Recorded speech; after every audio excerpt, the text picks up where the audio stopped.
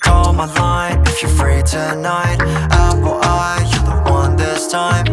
Good morning, YouTube. After a whole week of traveling all across Europe, I'm now in Paris, but I'm going to London this evening, and I'm back to shooting content. I really felt like I needed a week to chill and relax, but now I'm back and I'm very excited to be doing this and to keep connecting with all of you guys.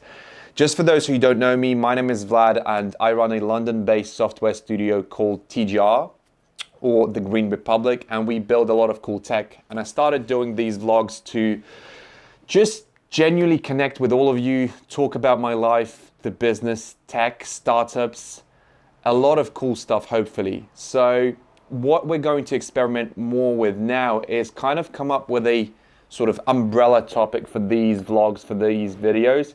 And for today's video, especially if you're new to this, I really wanted to tell you more about my business, TGR. And actually, let's call this video something like the TGR 2035 manifesto, because I had an entire week to chill, relax, and I had a lot of time to really think about the bigger picture, because normally when I'm back at home in London, day to day, I'm just in the business, just working, just building stuff. And it was a really good period to really think about the bigger picture. So in this video, there's not gonna be a lot of movement, a lot of traveling or whatsoever. I just wanna talk to you and share about some of the stuff I really care about. And who knows, maybe this bigger picture resonates with you. And as I keep saying in the previous videos, message me, DM me, email me. Maybe if we don't get to work now, maybe we're going to work in the next year, 2 years, 3 years. But as I said, if this bigger picture resonates with you, maybe leave a comment. I would love to hear your ideas, your feedback, your thoughts, and who knows, maybe we'll get to work together. Let's talk about how TGR actually started. So around 4 or 5 years ago, when the whole blockchain industry was really growing, there was really no agencies or no people who could be actually building something on the chain. And because I was always so curious about blockchain, I got really active on Discord. Discord is a social media platform which is especially popular among gaming community. And I got really active over there. I started talking to people, answering questions, just really trying to add my 5 cents to the conversation. And that's when some of the people started asking me, can you build this on the platform?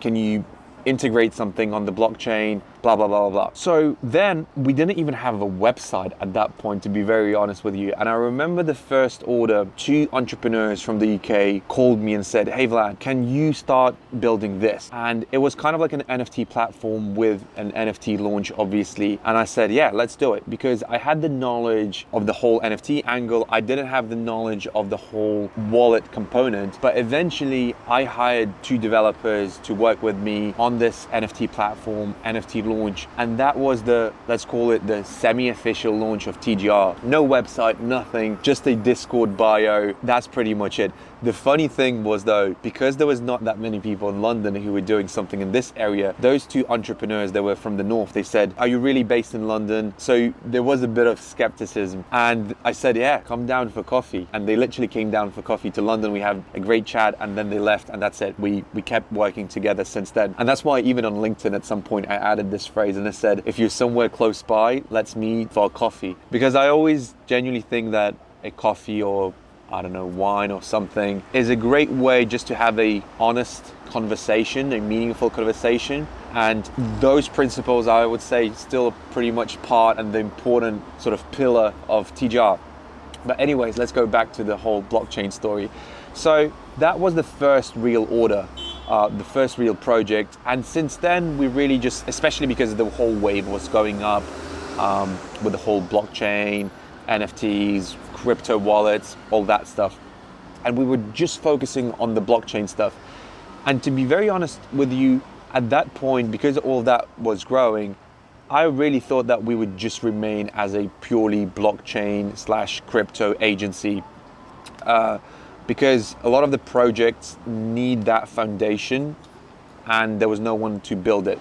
So that's how we started, and to be honest with you, that's how we stayed for the next, I would say, 2.5 years, purely just building NFT stuff, crypto stuff, But the important bit is it's not just the crypto bit. It's because we've been building marketplaces with the crypto inside. We've been building apps with the crypto bit inside. So we've always been getting a lot of experience on the software side, but it's just we've been trying to position ourselves more as a Web3 agency, tech agency, rather than, hey, we build apps, hey, we build marketplaces, because at the end of the day we were building the same thing just with the crypto component inside. So that's how it's all started, really. And I would say after 2.5, 3 years, when the whole sort of Web3 blockchain crypto wave started going down, and we already had quite a big team building our products for clients and partners, it really got me thinking, should we remain the same and stay as a Web3 tech company, studio, or should we slightly pivot and sort of expand the things we do? And that was a really, really tough one. Yeah, because I wasn't so sure what was the right move, to stay very niche Web3 tech agency, or sort of to become the boutique one-stop software shop. That was a really, really tough one. And the interesting thing now is you might think that this was some genius move to figure out what was the perfect solution. In this case, staying niche or going and being this one-stop shop. And in reality, the answer evolved itself organically, meaning that people who were just working with us on just the Web3 blockchain component slowly started actually referring us to other people, to other companies, and saying, hey, these guys can virtually do anything that has to do with software development. So while I was trying to figure out what was the right next move, people just started coming to us. And I remember very clearly at some point, for around maybe 6 to 8 months, TGR's website was still just purely blockchain focused. And in the meantime, we were already doing AR, we were doing AI, we were doing traditional mobile apps. So a lot of the products that we were building already had actually nothing to do with blockchain itself. And I think that was the point when I actually understood that, hey, even though the website says this, we are actually no longer a traditional Web3 tech agency. So the answer came itself. And then I was like, hey team, we need to fully figure out our new website again and how to position us. And that's exactly when we became a boutique tech partner. And I genuinely mean it, because even at that point I understood that we're not going to be a mass market tech studio.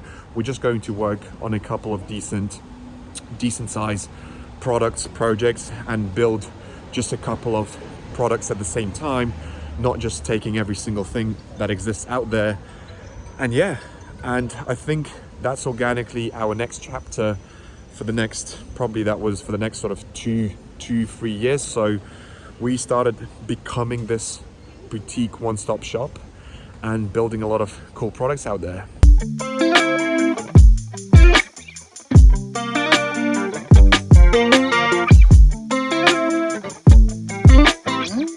I thought I would finish recording this vlog back in Paris, but hey, I'm back to London now, back home.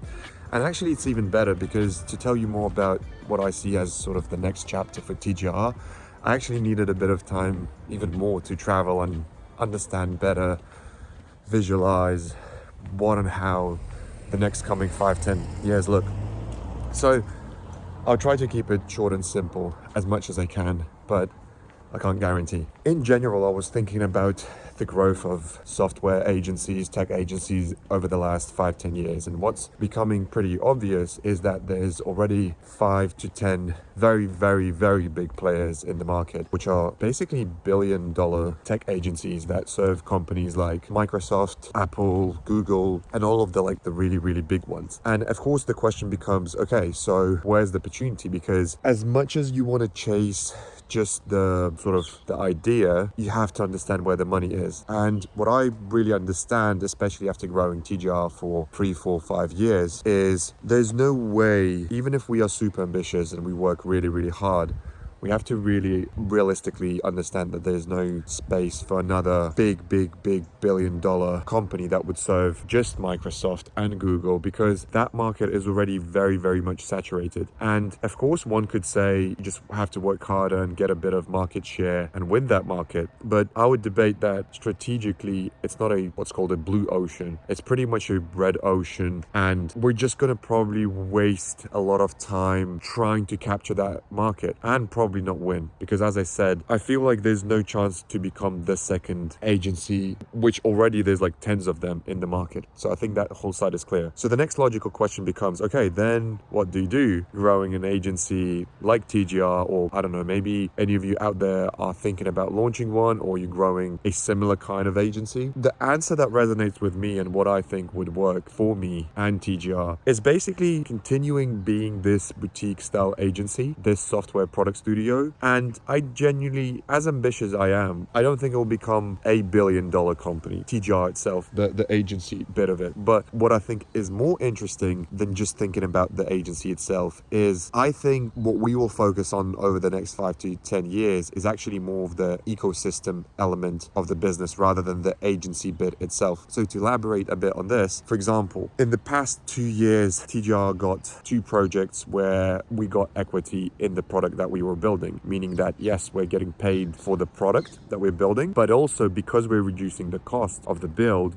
we're also getting equity, meaning that if one of that kind of startups is successful, over the next 5 to 10 years, we could sell our equity in the startup or keep it and just hopefully at some point get dividends from that. So this is what I usually call now the incubator arm of the business, meaning that just to pay, I mean, obviously it's sufficient for what we're doing now, but pay plus equity would be ultimately the perfect combination, or just equity if the project is super interesting, because we understand that we're actually growing the enterprise value of the business, meaning that, you know, with equity we can sell it at some point. So that's sort of the first idea that I have, and I genuinely think that if we do everything right and there's luck, one of those startups could be actually valuable more itself than TGR, the whole TGR, because what we now have is a great foundation. We have a great team, experience, understanding what and how to do, and if that's applied to a good startup in a good market that is solving a real problem, here we go. It's the perfect combination, and then we get to decide whether we want to sell equity or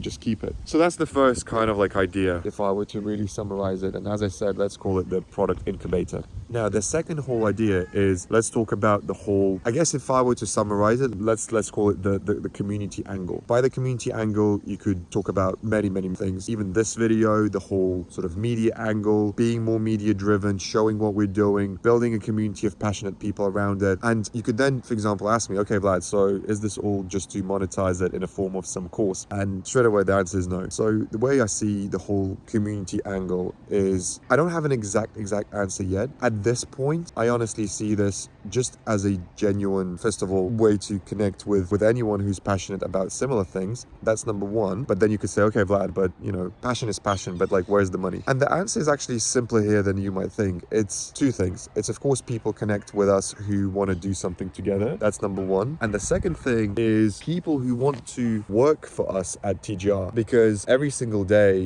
we get like emails, people saying, hey, we want to work for you. So that's this vehicle to keep doing what we're already passionate about. But as I said, not like selling someone a course or something, but just decreasing our costs on the hiring end, because we would no longer need to spend any time looking for people because people are finding us. And of course, just in general, getting more people interested and messaging us and saying, hey, let's build this together, let's do this together. So once again, I call it the community sort of angle, but it covers a lot of things and involves a lot of things, right? Of course, it's the media side, and not just the media, like hopefully at some point some events, offline meetings, I don't know, whatever it is, that's a separate and I think a bigger question really. For example, even in London, I want to start doing some sort of startup tech weekly events, meetups and stuff like that, and it's genuinely not a way to monetize them. It's of course like the wider picture is just to build this whole brand and just recognition, but I think there's definitely space for people to connect. I think that's the most important bit. And when I say connect, as I said already, it could be entrepreneurs and companies who need something, but also at the same time, developers, product managers, and any people who are somehow involved or want to be involved in the whole tech space. So I guess that's number 2 there. And I think in general, even a bit even more wider, number 3 is understanding what else we could launch in the tech scene, being TGR, like as an add-on service. Who knows? And I'm just brainstorming with you as I'm recording this video. Who knows? Maybe we'll start creating content for tech companies or something like that. I don't know, whatever it is. I don't have very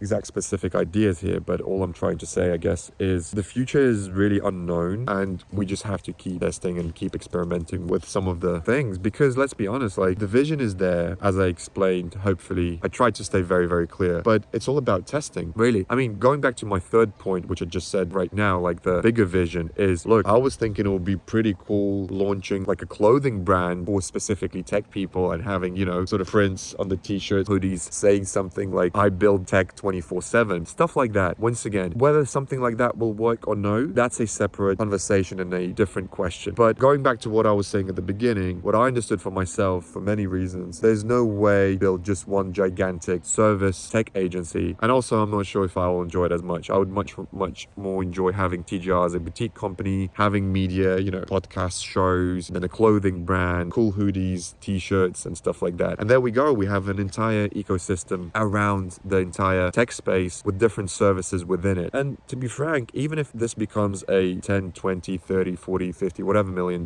business, that's fine. That's cool. I would much more prefer it than one boring $1 billion business. That's the vision. Let's see if it works and we're able to achieve it, because I actually hate doing videos like these because I'm more of a believer, just like stay quiet and keep working. And I usually do that, but then I thought, look, just for the sake of memories, I think it's good to create one video like this, and we're going to call it probably something like the 2035 TGR vision or something like that, manifesto. And hey, let it live there, let it be there. You know, I can just go sometimes back to this video and remind myself what I was thinking about. But I do have a good feeling about it, but I also do have a very good understanding of how freaking hard it's going to be to achieve this entire vision. Because that's why I'm even calling it like not a 2025 vision, not a 2026 vision, like a 2035 vision. Because to achieve it to the extent and the scale, sort of the way I see it, is definitely not going to take a year or two. I think 10 years is very doable. Like if we actually focus on it, if there's a bit of luck there, a lot of testing, something works, then I think it's possible to achieve it. But it's definitely a very long journey ahead. And if you're asking me why am I recording this video, there's 2 reasons. As I said, like one is just memories, but secondly, as more and more of you get to know me, I really want you to feel and kind of at least high level understand my vision. And who knows, maybe we will work together, maybe not today, but in a month, in a year, in 2 years, 3 years. And if this vision is something that somewhat resonates with you, just connect today on LinkedIn, Instagram, YouTube. That's it. That's all I'm asking. And if you think there's a way we could work together, cool. Just DM me and let's figure out something. If not, I'm a big believer that, you know, our paths will cross in 3-4 years from now. But as I said, I still want you to know and understand the very bigger vision that I have. And I hope it's something that resonates with you. Leave any comments below, ask me questions. I'll get back to all of you. And most importantly,